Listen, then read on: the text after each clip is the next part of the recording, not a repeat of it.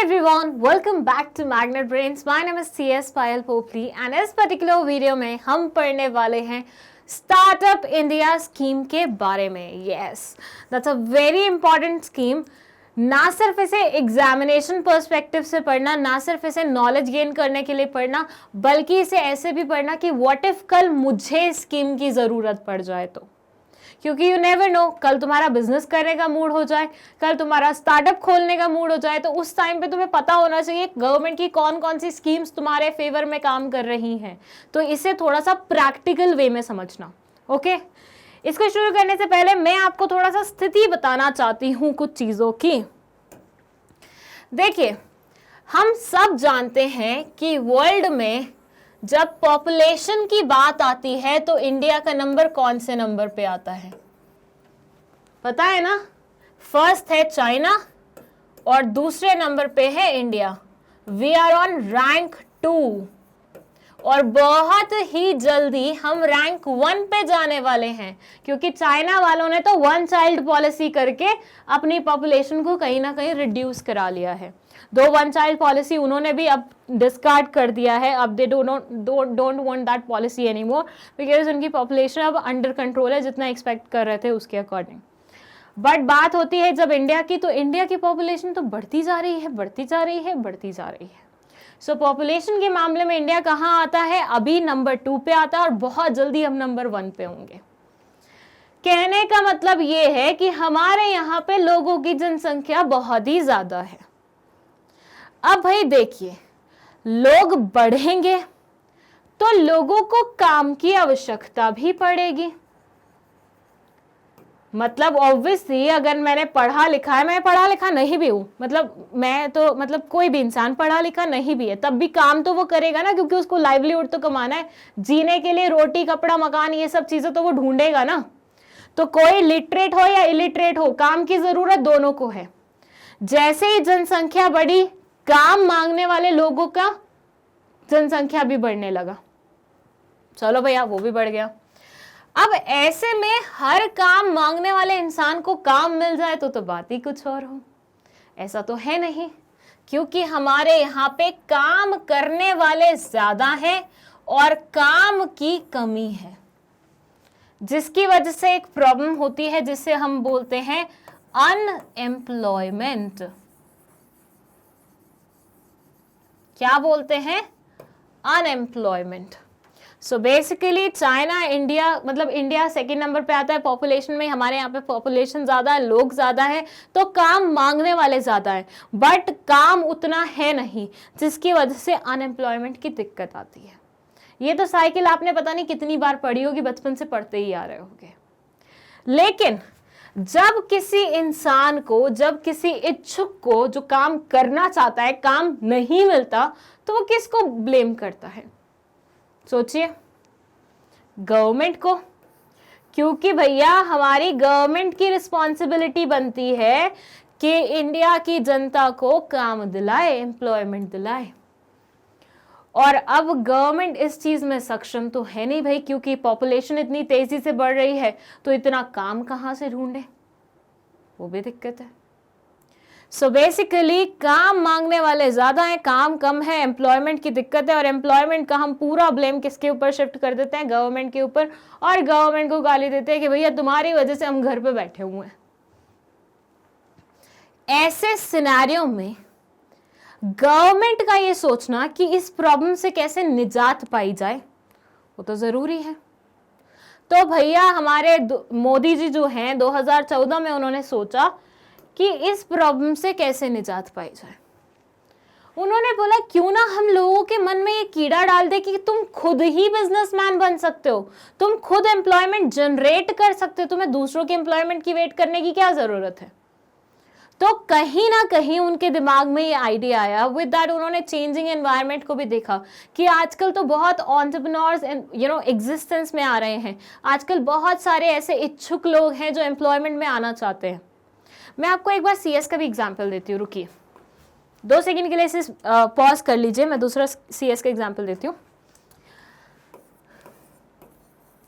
CS करने के बाद किसी भी इंसान के पास 2 तरीके होते हैं लाइवलीहुड अर्न करने के. कौन कौन से? एक तो वो किसी के यहाँ पे जॉब कर सकता है, मतलब एम्प्लॉयमेंट में जा सकता है। दूसरा वो कर सकता है प्रैक्टिस, मतलब खुद का फर्म खोल ले और कंसल्टेंसी देना शुरू कर दे। ये जॉब कहलाई जाती है और ये कहलाया जाता है बिजनेस। ठीक है, सीएस करने के बाद किसी भी इंसान के पास दो ऑप्शन होते हैं, या तो एम्प्लॉयमेंट में चला जाए, किसी नौकरी मतलब किसी की यहाँ पे नौकरी करना शुरू कर दे, या फिर प्रैक्टिस करे। प्रैक्टिस करना बोले तो बिजनेस कर रहा है, क्योंकि खुद के क्लाइंट्स खुद ला रहा है, खुद सर्विसेज प्रोवाइड कर रहा है और पैसे कमा रहा है। एम्प्लॉयमेंट में किसी और के लिए काम करता है और बदले में सैलरी मिल जाती है। अब मैं आपको सिनेरियो बताती हूँ क्या होता है। When I was doing CS, या मेरे सीएस बनने से पहले वाला जो सिनेरियो था, एक वो सिनेरियो है, उसमें ज्यादातर लोग प्रेफर करते थे सीएस निकले फट से हम एम्प्लॉयमेंट के लिए जाएं, सीएस निकले फट से हम एम्प्लॉयमेंट के लिए जाएं। मैं रियलिटी बता रही हूँ, ये चीज मैंने अपने आंखों से देखी है। बहुत ही कम लोग ऐसे होते थे जो सोचते थे हमें प्रैक्टिस करनी है, बहुत कम लोग होते थे ऐसे। सबको यूँ लगता था कौन रिस्क लेगा, कौन सरदर्दी लेगा। क्लाइंट्स बनाने पड़ते हैं, लोगों के आगे थोड़ा बहुत गिड़गिड़ाना पड़ता है, हमें काम दो, हमें काम दो, काम मांगना पड़ता है, थोड़ा सा एक्सट्रोवर्ट होके आगे किसी को थोड़ा सा you have to ask for help, तो वो चीजें हो जाती हैं।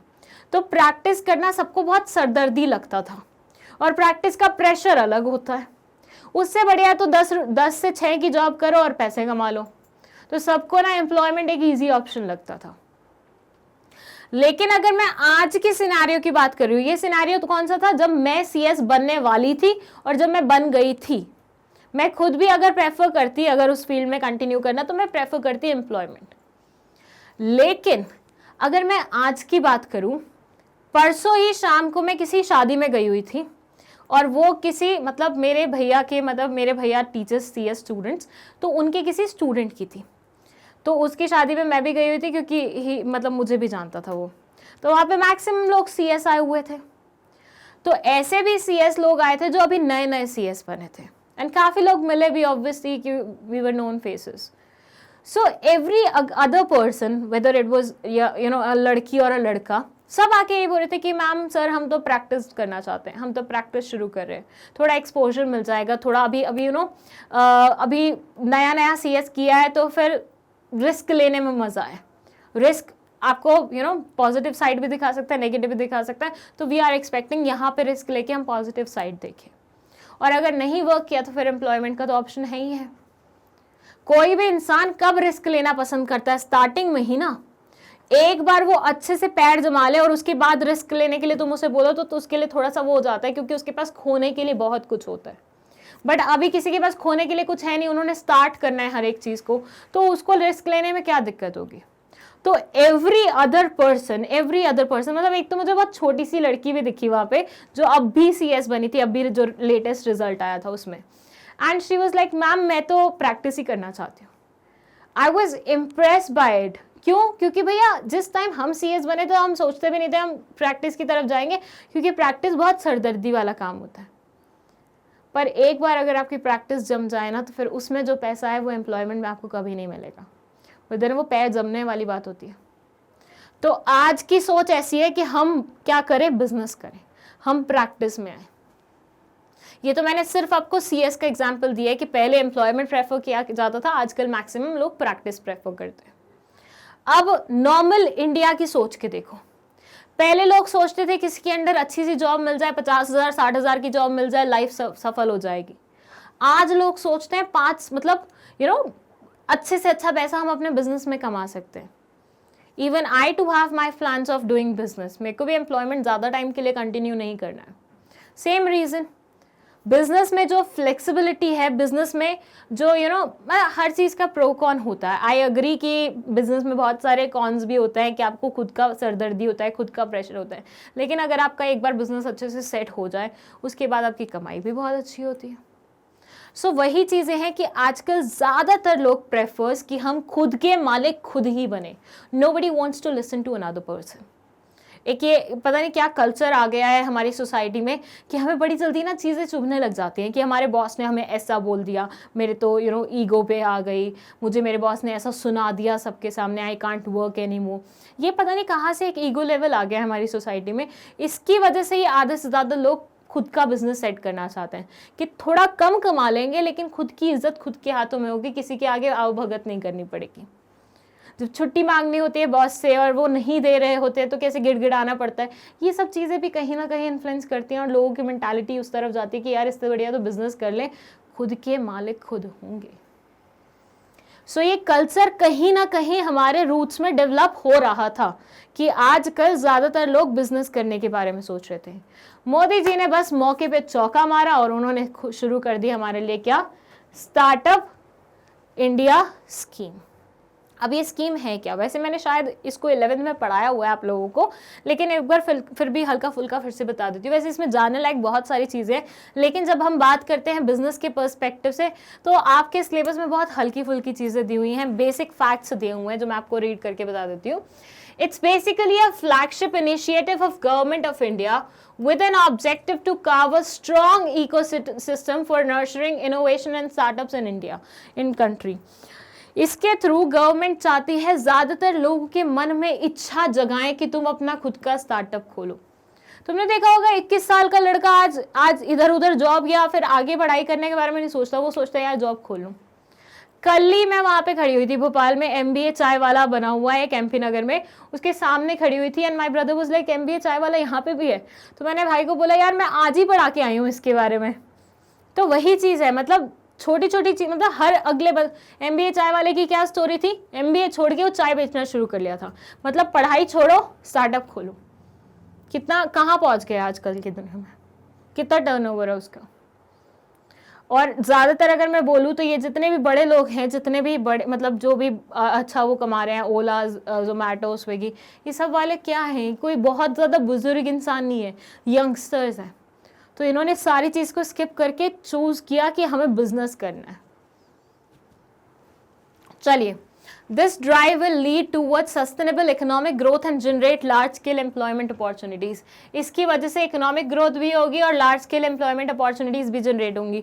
मैं बिजनेस खोलूंगी तो मैंने आपको फंक्शंस में बताया था, अगर एक इंसान बिजनेस खोलने के बारे में सोचता है तो वो बहुत सारे लोगों को एम्प्लॉयमेंट प्रोवाइड करता है, वो दूसरे बिजनेसमैन को ग्रो करने में मदद करता है। तो मेरा डिसीजन बिजनेस खोलने का विल हेल्प अदर्स ऑल्सो। मैं आपको एक इंसान का एग्जाम्पल देती हूँ, I want use his name, मुझे याद भी नहीं आ रहा एक्चुअली। वो उसने डॉक्टरी IAS का रैंक 1 छोड़ के he started his own startup. आप सोचिए हमारे देश में जो सबसे प्रिविलेज एग्जाम्स कंसिडर किए जाते हैं, प्रिविलेज पोस्ट कंसिडर की जाती है, एक डॉक्टर की पोस्ट बहुत एसेंशियल कंसिडर की जाती है, उन लोगों की बहुत रेपुटेशन होती है, विद दैट वो कमाते भी बहुत अच्छा है। मतलब डॉक्टर्स में बताओ ना 15 मिनट की सर्जरी करेंगे और आपसे लाख 1.5 लाख ऐसे ही वसूल कर लेंगे। सो कमाई भी अच्छी है, रेपुटेशन भी अच्छा है, वो एक किया उसने। सेकेंडली ही डिड क्या, UPSC एग्जाम दिया और IAS में रैंक 1 लाया। सोच के देखिए, UPSC एग्जाम क्रैक करने के लिए लोग इतना मरते हैं, ही गॉट फर्स्ट रैंक, सबसे रिप्यूटेड पोस्ट मिलती उसको, वो भी छोड़ दी उसने and he started his own startup. मतलब कुछ तो किक है ना इस चीज़ में। वही चीज़ है कि आजकल के लोगों में ये सब चीज़ें करने की वो ही नहीं है, उनको किक इसी से मिलती है कि खुद का कुछ स्टार्ट करें, खुद का रिस्क, खुद का वो। मैं आपको एक नॉर्मल बात भी बताऊं ना लाइफ से रिलेटेड, हम हमेशा विश करते हैं कि हमारी लाइफ में हमेशा खुशियाँ रहे, हमारी लाइफ हमेशा पॉजिटिव चलती रहे, हमारी लाइफ में हर एक चीज़ नॉर्मल मूव करे। लेकिन अगर तुम्हारी लाइफ एग्जैक्टली ऐसे चलने लग जाएगी ना कि खुशियाँ नॉर्मल मूव कर रही हैं, स्मूथली चल रही है, तो तुम्हारी लाइफ बहुत ज़्यादा बोरिंग भी हो जाएगी। ये जो एक्स्ट्रा फन ऐड होता है ना लाइफ में, वो इधर उधर की चीज़ों से ही होता है कि कुछ गलत हो गया है, कुछ हमारे अकॉर्डिंग नहीं चल रहा, हम फ्रस्ट्रेटेड हैं, ये सब चीज़ें यही तो मसाला ऐड करती हैं लाइफ में। ये अभी आपको बात समझ नहीं आएगी, might be you are too छोटे for this, but you will understand it one day. So basically वही है कि लाइफ में जो थ्राइव होता है ना, जो एक वो किक होती है ना, वो इन्हीं सब चीज़ों से मिलती है कि थोड़ा रिस्क लो, थोड़ा मज़ा लो रिस्क का। The Government of India aims to empower startups to grow through innovation and design. Government of India चाहती है कि startup grow करे innovation और design के साथ, और मतलब basically innovation से हम startups को push दें. The scheme specifically aimed to trigger an entrepreneurial culture and inculcate entrepreneurial values in the society at large and influence the mindset of people towards entrepreneurship. आज से पहले हमारे देश में लोग हमेशा एम्प्लॉयमेंट के पीछे ही भागते थे, मतलब ग्रेजुएशन की जॉब लग जाए, पोस्ट ग्रेजुएशन की जॉब लग जाए, बस जॉब लग जाए हमारी, 12th पास की चलो भैया एयरपोर्ट पे जॉब कर लो, है ना, यही होता था ना. लेकिन अब ये बोलते हैं कि कहीं ना कहीं ये ऐसी स्कीम्स के थ्रू हम एंटरप्रेन्योर वाली एक फीलिंग डेवलप करना चाहते हैं, कल्चर डेवलप करना चाहते हैं, जो कि काफ़ी हद तक अगर आप प्रैक्टिकली देखें ना हो भी रहा है. Create awareness about the charms of being an entrepreneur and the process of entrepreneurship, especially among the youth. Youth के बीच में हमें एंटरप्रेन्योर का चार्म एस्टेब्लिश करना है, उसके बारे में अवेयरनेस क्रिएट करनी है ताकि लोगों को समझ में आए. जैसे अब तुम्हारे सामने स्टोरी पढ़ी जाए किसकी, फर्स्ट से MBA वाले चाय वाले की, तो यू विल बी इंस्पायर्ड कि यार इसने इतनी सी एज में ये कर लिया. जब हम पढ़ते हैं 14 साल के बच्चे ने एक वेबसाइट डेवलप की है, 14 साल के बच्चे ने एक एप्लीकेशन डेवलप किया, हम कैसे इंस्पायर होते हैं कि यार इतनी सी उम्र में इसने ये काम कर लिया, हम क्यों नहीं कर सकते फिर. तो कहीं ना कहीं वो इंस्पिरेशन भी मिलती है, वही चीज़ करने की कोशिश कर रहे हैं यहाँ पे भी. Encourage more dynamic startups by motivating educated youth scientists and technologists to consider entrepreneurship as lucrative, preferred and viable career. पहले लोगों को लगता था कि बिजनेस रिलायबल नहीं होता, क्योंकि बिजनेस जितनी जल्दी फ्लरिश भी करता है उतनी जल्दी डाउन भी लेके आता है. बट वो डर उनके बीच में से निकाल के उनको पुश करना बिजनेस के towards, that's the basic aim of this particular scheme. मतलब ये स्कीम चाहती है कि भैया अब तुम अपने अंदर का वो जो डर है ना उसको साइडलाइन करो थोड़ा सा. बिजनेस भी एट टाइम्स रिलायबल हो सकते हैं, वाइबल हो सकते हैं. इट्स जस्ट आपको राइट टेक्निक्स चाहिए होते हैं और राइट गाइडेंस चाहिए होती है उसके लिए. Support the early phase of entrepreneurship development, including the pre-startup, NASCEN, as well as early post-startup phase and growth enterprises. Basically, आपके entrepreneurship को support करने के लिए अलग अलग फायदे provided हैं इस particular scheme में. Broad-based the entrepreneurial supply by meeting specific needs of underrepresented target group like women, socially and economically backward communities, scheduled castes and scheduled tribes, underrepresented regions to achieve inclusiveness. Okay, Startup India के साथ साथ ही एक और scheme आई थी, that was Stand Up India. जैसे startup India नए लोगों को लोन्स वगैरह देता था, हेल्प प्रोवाइड करता था, वैसे ही स्टैंड अप इंडिया कुछ बैकवर्ड क्लासेस को, वुमेन्स को, इन सबको एक अपॉर्चुनिटी दे रही है कि अब बहुत हो गया तुम्हारा घर में रहना, अब तुम घर से बाहर निकलो, कुछ बढ़िया करके दिखाओ वर्ल्ड को, हम तुम्हारे साथ हैं. सो ये startup India, stand up India दोनों ने मिलकर कहीं ना कहीं लोगों के बीच में ये एंटरप्रेन्योरशिप वाली फीलिंग जगाई है ताकि वो उसको आगे लेके जा सके और वो अपनी लाइफ में कुछ बढ़िया करके दिखा सके. ओके, सो नेक्स्ट है व्हाट इज स्टार्टअप, लेकिन ये मैं अलग वीडियो में कवर करूंगी. इस पर्टिकुलर वीडियो में बस स्टार्टअप इंडिया स्कीम के बारे में ही मैंने आपको बताया है. इसके बारे में कुछ फैक्ट्स भी हैं, लाइक इसमें लोन प्रोवाइड किया जाता है इतने से इतने लिमिट तक का. उसके अलावा ये कभी कभी आपका टैक्सेशन वगैरह के बारे में भी आपको कुछ रिलैक्सेशन देती है. तो बहुत सारी चीज़ें, बट वो आप 11th क्लास में ऑलरेडी पढ़ चुके हो और वो यहाँ पे एज सच रिक्वायर्ड भी नहीं है. आपको बेसिक थीम समझना है कि स्टार्टअप इंडिया आया क्यों, विच आई एम प्रीटी श्योर आपको समझ में आ गया है कि कहीं ना कहीं अनएम्प्लॉयमेंट को थोड़ा सा साइडलाइन करने के लिए, लोगों के अंदर एंटरप्राइज, एंटरप्रेन्योरशिप वाली फीलिंग डेवलप करने के लिए और उनको ये एहसास दिलाने के लिए कि रिस्क में मज़ा है, रिस्क आपको बहुत ऊपर भी पहुंचा सकता है कहीं.